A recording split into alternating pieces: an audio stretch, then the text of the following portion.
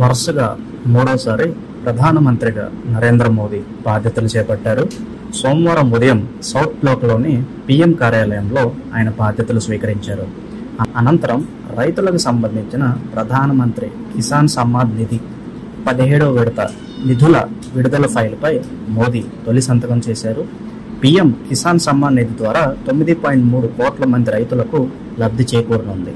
సుమారు 20,000 కోట్లు పంపిణీ చేయనున్నారు.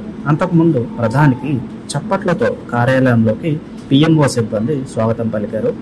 అనంతరం ప్రధాని మోదీ మాట్లాడుతూ రైతుల సంక్షేమానికి కట్టుబడి ఉన్నామన్నారు. రైతుల సంక్షేమం కోసం వీలైనంత వరకు కృషి చేయాలని, మా ప్రభుత్వం దీనికోసం నిరంతర కృషి చేస్తుందని, భవిష్యత్తులోనూ దీన్ని కొనసాగిస్తామని మోదీ చెప్పారు.